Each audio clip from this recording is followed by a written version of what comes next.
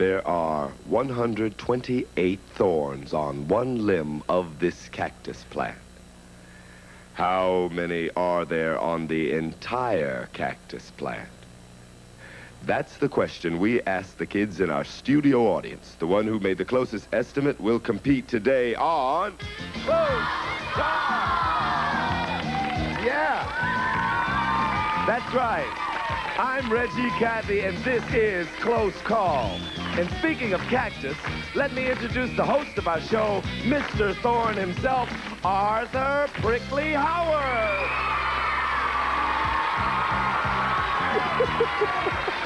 Welcome, everyone. Thank you, Reg, for that very close call. And now let's meet our contestants. You are? Alicia Green. Alicia, do you have any hobbies? You can say playing the drums. Playing the drums. Approximately how many hours a week do you practice? Every day. Every day, pretty Almost. good. Almost, okay. And you are? Kendria Francis. And do you have any hobbies? I like to play the drums with Alicia. The same drums? Oh, good, okay. And you are? Tony Loftus. And do you play the drums? Yeah. Oh, good. Okay, well, we all march to the same drum beat. Okay, today we asked our studio audience how many thorns are on the entire cactus. Now, there are 128 thorns on the one limb of this cactus. How many thorns are there on the entire cactus? A very thorny problem. And the actual number is 2,416. Now, coming closest with her estimate of 2,010 is our fourth contestant, Charisse Lockwood. Would you take this for a spin here? Let her down. Very good. Congratulations. Take a seat. Okay, are you ready to play Close Call? Good. Now, this is how we play. We're going to show you something that you may never have seen before, something you may never want to see. Then we're going to ask you a question. You'll have 10 seconds approximately to write down your estimate, and the one who comes closest wins the round. You ready? Are we ready? Yes. Then curtain, please. Oh, it's not curtain. This is Cynthia Darlow and a ping pong ball. Okay, this is one ping pong ball. Now, curtain, please. The question is, how many ping pong balls are there in the container? You folks at home, play along too. How many ping pong balls are there in the container? You have 10 seconds to write down your estimate. Very mysterious music today. Okay. Alicia, can I have your ping pong estimate? 835. 835. 110. Kendria says 110. Tony? 35. 35. And Charisse? 300. 300. And the actual number happens to be 162. So our champ so far is Kendria with 110.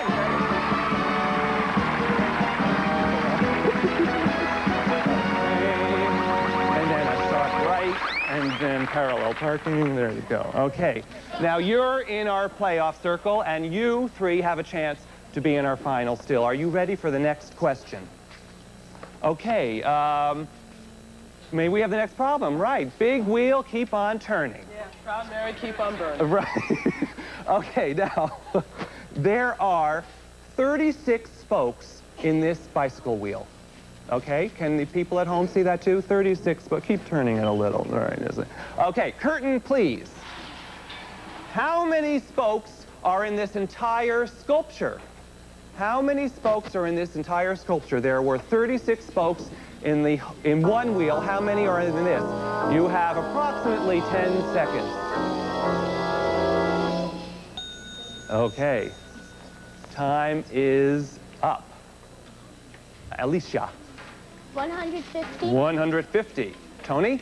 260. 260. 630. And Sheree says 630. Now, the actual total number in this sculpture is 396. So the judges are making sure they have the right answer, and Tony comes closest with 260.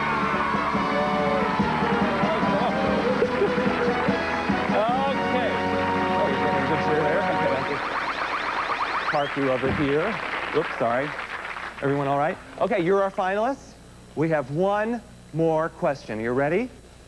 Tony and Kendria. Now, this involves everyone in this side of the audience. Yes, Cynthia and Beverly, would you take Alicia and Cerise for a ride? Okay. Now, the question is, I want you to estimate the combined weight of everyone in these bleachers. What is the combined weight of everyone in these bleachers? Now, for a clue, would you two stand up? We weighed these two, and their combined weight is 202 pounds. 202 pounds. So now sit down. Now, we'll give you another clue. We're going to give you another clue. Everyone stand up in the first row. Okay, right. Champions all. Okay. There, just take a look at them. These two weigh 202. Just get a look at them. Now, sit down. Row 2, stand up, give them a look. Champions all, okay. Sit down. Row 3. Okay. Clothes included, of course, yes. And row 4. Give them a look. And row 5. Good. Very graceful. And last but not least, perhaps, and everyone, you have to stand up to give them help. Thank you, thank you. Okay, you have 10 seconds. What? To estimate the combined weight of everyone in these bleachers. You did that very well.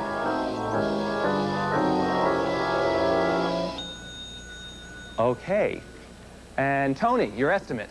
6,000 pounds. 6,000 pounds. And Kendria? 8,100. Now, the actual weight is 5,693 pounds, almost 3 tons. Tony, you're today's champ. Congratulations. For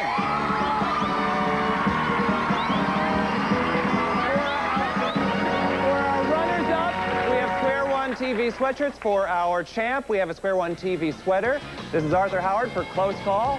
See you next time. Bye-bye.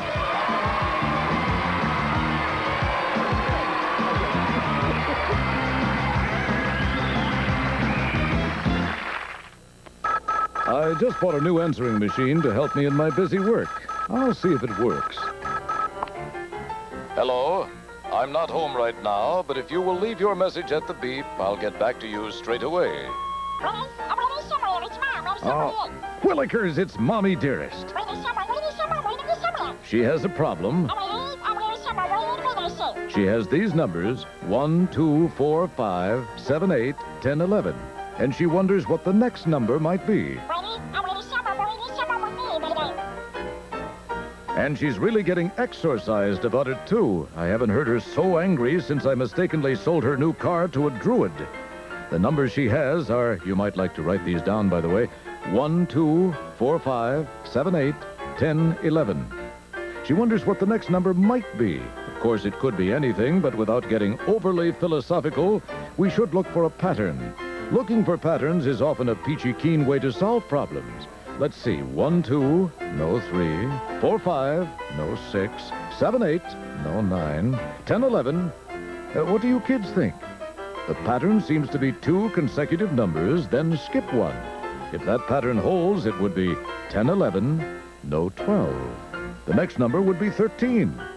We skip all multiples of 3. I think I'll just call her and tell her.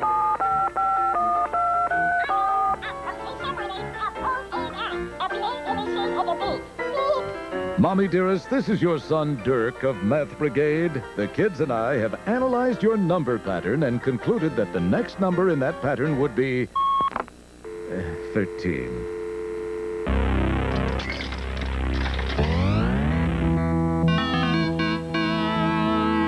Mathman? Nope. He's sick as a pig. Very well. Glitch.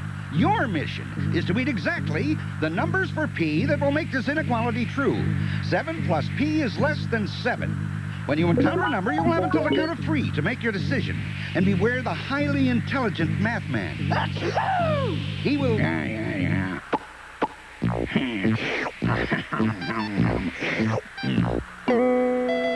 Nope. 5 is too big. Oh, it's so lonely in the country.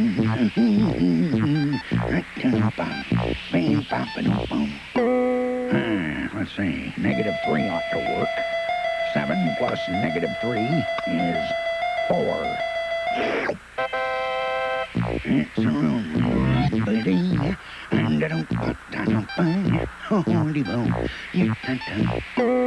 Ha-ha! equals 7. Yeah,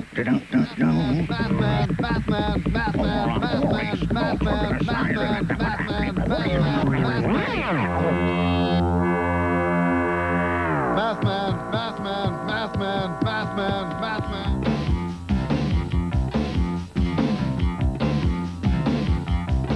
There's a percentage of people who know a lot about the sense. The rest of the people are simply confused. They don't understand the way percents are used. Like when you want to go shopping, 'cause there's a big sale going on.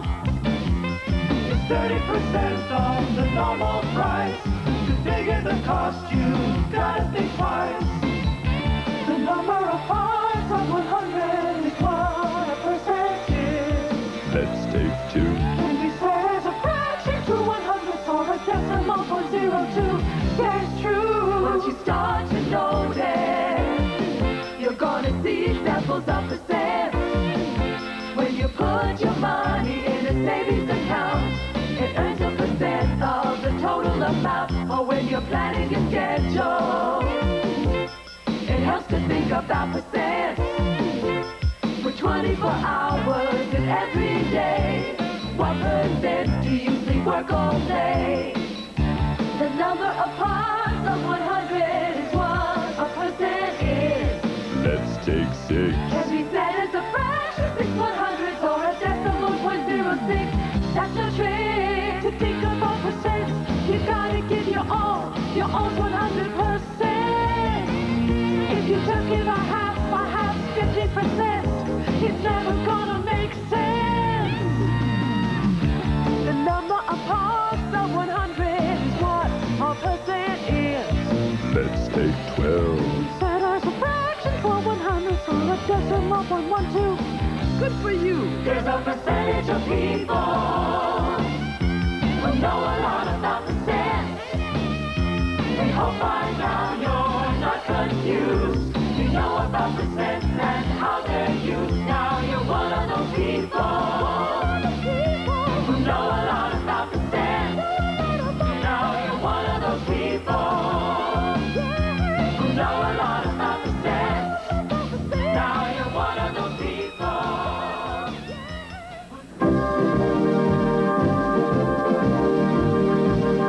The story you are about to see is a fib, but it's short. The names are made up, but the problems are real.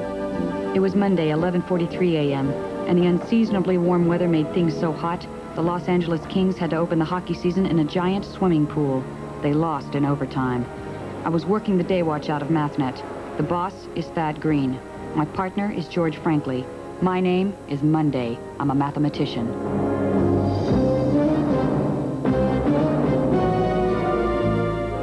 Sergeant Bill Dietrich had asked for our help on a new case. A case that involved an unusual number of stolen automobiles being taken from, in, and around the greater Los Angeles area.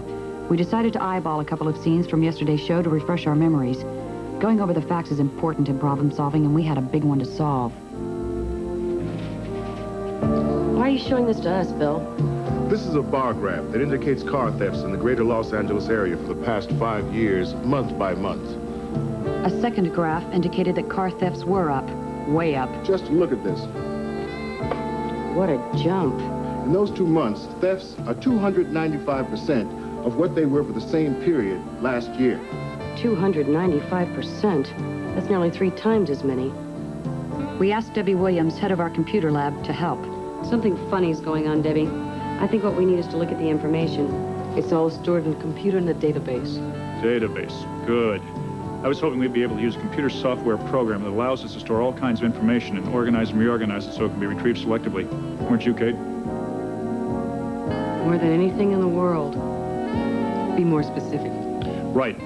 Maybe there's a pattern. Can you analyze the reports and look at when the cars were stolen? Where they were stolen. What makes? What years? We got Debbie started on the problem, and were called to meet Bill outside the office. You wanted to see us, Bill? Yes, George, Kate. How's the investigation going? Debbie's crunching some numbers for us. Tell her to add one. Oh? My car has just been stolen.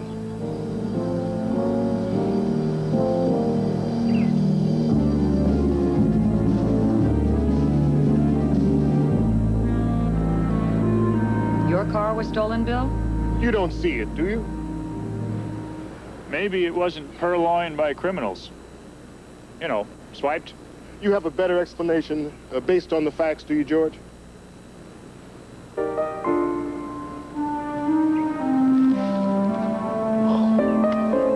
Maybe it was towed away by the police for being left in a no parking zone.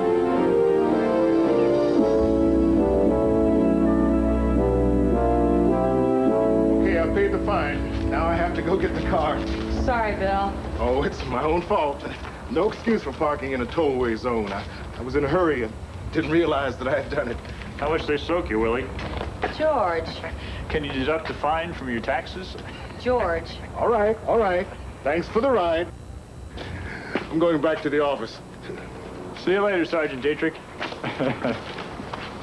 Oh, I'm sorry. Excuse me. Okay, no problem. Oh, excuse me. I'm just upset. It's my car. You have a car? I mean, you're so young. I'm 16 years old. And you have a car? I had a car. It was my mother's, and now it's gone. Your mother's car was stolen? No, it was towed away. And wouldn't you know? Uh-huh. It was the first time I ever got to drive it alone. And you just got your license? Mm-hmm. What's your name? Lisa. My mom let me take her car to go shopping. When I came out of the store, it was being towed away by a police wrecker. Seems to be a lot of that going around. Sir? Nothing. So did you pay the fine and get the car back? That's just it. They can't find the car. They say they didn't take it. Then they probably didn't. But they did. I saw it being towed. I ran after the wrecker but couldn't catch it. Lisa, I'm George Franklin. This is Kate Monday. We're with Mathnet. We'll see if we can help you get to the bottom of this.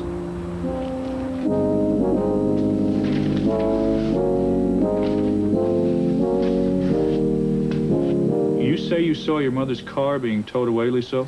Uh-huh, that's right. And I even wrote down the wrecker's number. 317. Well, this should help us. I'll call the traffic division. My mother is going to be mad, and I don't blame her. This is the first time I get to drive alone, and this has to happen. I'm sure your mother will understand, Lisa. Hi, Phil. It's Kate Monday. Fine, thanks. Phil, can you get a list of all the cars your wrecker number 317 towed away today? Sure, I'll hold. They're checking in it. Yes? Are you sure? Okay, thanks. Lisa, LAPD doesn't have a wrecker by that number. But I saw it with my own eyes. Sometimes the eyes can play tricks on us. I was sure it was 317. Lisa, I'll get one of our people to drive you home. And if we come up with anything on your car, we'll be in touch. But I want to help. Do you have all the information you need? We've got everything, Lisa. Don't you need my driver's license? It's on file, Lisa. But you want the registration number. It's in our database, Lisa. What about the pink slip? It ain't necessary, Lisa. Good luck, Lisa. We'll be in touch. Poor kid. Remember the first time I got to drive alone? Backed the car right out of the garage without opening the door. What a funny sound. I've got some info for you, Mathnetters. Terrific, Daddy. Anything unusual? I've checked car thefts in all precincts, and they show the same pattern. What does that mean? We have a problem that is citywide. What else? Here's a graph comparing some car makes. The blue bars represent average car thefts between January and June. And the pink? Average car thefts for July and August. The letters represent different makes of cars. A is Ferrari. Not much difference, right? Go on. B is Porsche. Again, not much difference. I rode in a Porsche once. It went fast. C is for BMW. Again, no significant difference. Martha's sister has a Beamer. Well, I've never ridden in it.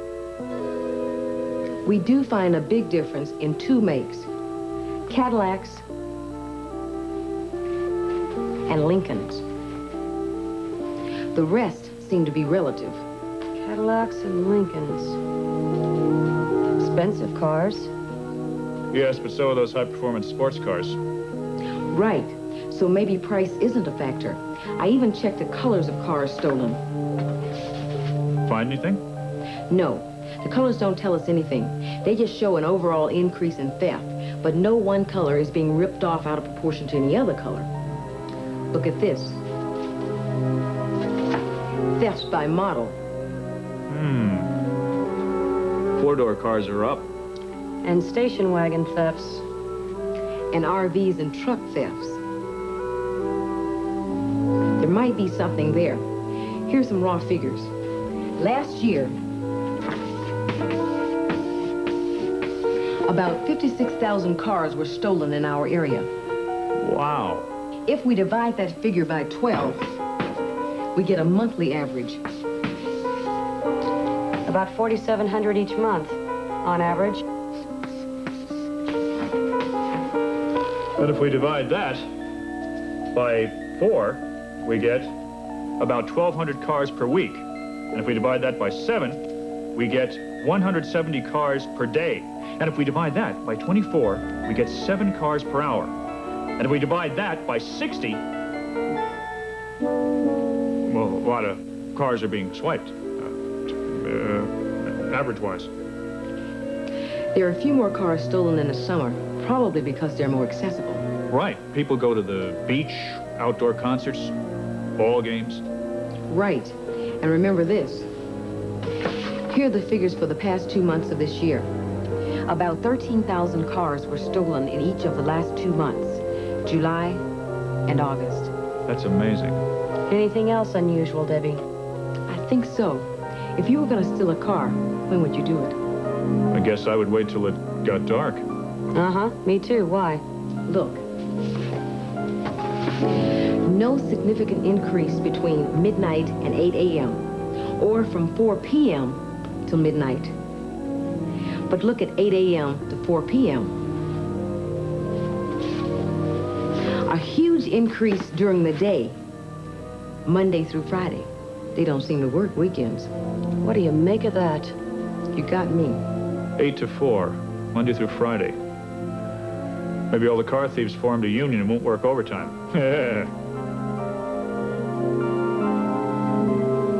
Sorry. Here's something else, Mathnetters. Usually LAPD recovers about 8 out of 10.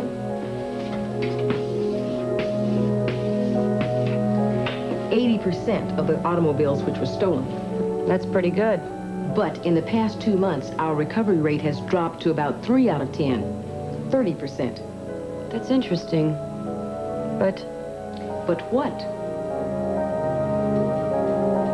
But what does it mean? It means that almost 20,000 cars have disappeared from the streets of Los Angeles in the past 2 months. Right off the face of the earth.